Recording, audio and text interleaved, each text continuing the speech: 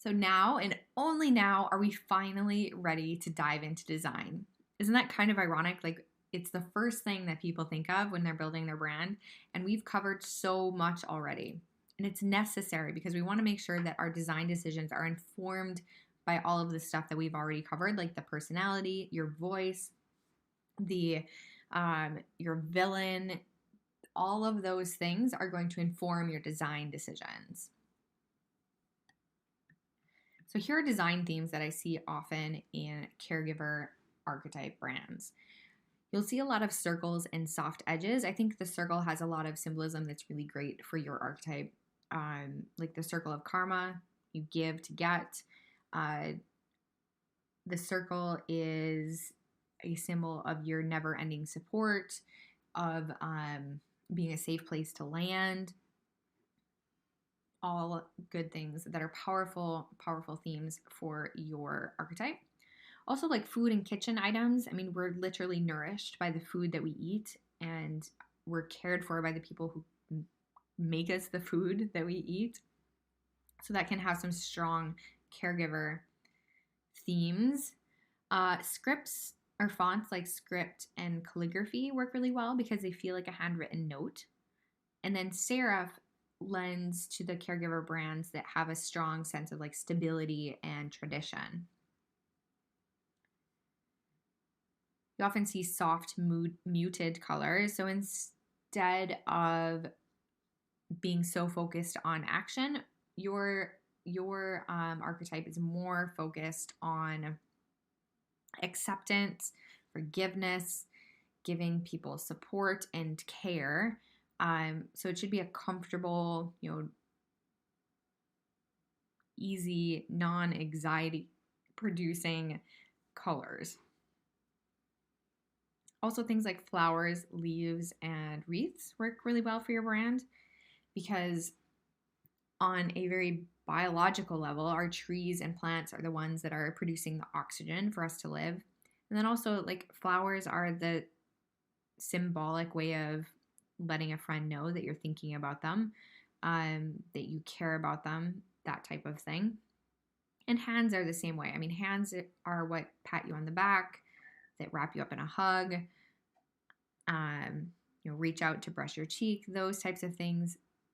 Our hands are the way that we care for people, so they can be a powerful design theme. Now, these aren't my designs, but I could not pass up the opportunity to use them as a teaching tool in this course. So you see a lot of the soft colors here, and then you also see some of the floral or like plant elements that I spoke about.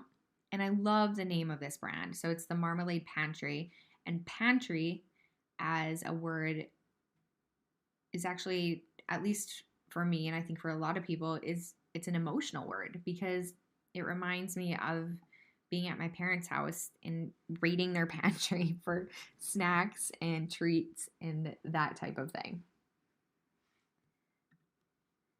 So this is a fun contrast because it has a lot of white, but you still, I mean, the splashes of color, the yellow and the orange and the rose color are still relatively soft. They're not super saturated or bright colors. And the tagline, Garden of God, is very, very caregiver-esque. And you see the plant symbolism coming through in their logo as well. It's really beautiful. Another pink and green, light colors.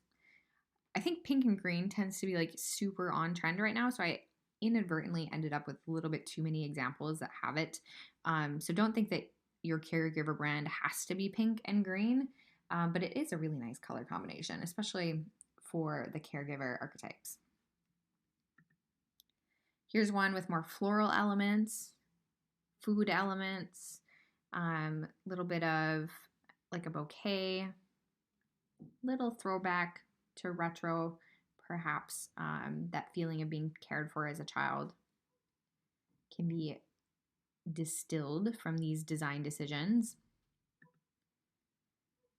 And then lastly, you see some more of like the plant symbolism and then an actual heart in this design, which I thought was really powerful. Now here's some color schemes that you can consider for your brand. If you don't see the perfect color scheme for you here, don't panic. I could show you, I don't know, 50 different color schemes. And the important thing here is to notice some of the themes. So the colors are muted. I think that's important for your brand to have some visual comfort. We don't want to assault people's eyeballs because we want them to have a safe and secure experience with our brand. And it doesn't necessarily need to be pink. It can be like light grays or light grayish blues. It can be brownish blues, things that make people feel comfortable. Like it's literally a comfortable experience for our eyes to see these colors because they are similar to each other. There's not too much contrast and they're softer. So those are the types of things to look for your caregiver archetype brand. And when you look at the themes that show up in the fonts, we have, of course, the handwriting that I already mentioned because you want handwriting that feels like perhaps like an adult wrote it because those are the people that care for us. We're not being cared for by our children, generally. We are caring for them. So adults like scripts work really well. Some serif fonts, you can see it in the Libre Baskerville font, which is a nice, sturdy, secure serif font. And then also we have some that have like some nice round edges. So it feels comfortable, it feels approachable, very nice font. So when I am choosing a selection of fonts for a brand, I always try to choose one or two more standard fonts. So either a very nice plain sans serif or a serif. So perhaps like the Libre Baskerville or the Lotto in the middle of the selection here that I'm going to use for my headlines and my body font because we have an opportunity to tell a bit of our brand story there, but we really want the text to be readable and not to attract too much attention because we want to share our stories and our content. And then I usually pick a accent font that tells more of the brand story. So we have the opportunity to use a script or a more decorative font that explains, that symbolizes this caregiver archetype about us, and we can use that very sparingly because a little bit goes a long way in things like our social media graphics for accent. Maybe on like one or two of the headlines on your website, but not all of them. Things like that, using it very sparingly. When in doubt, use less and use something more basic.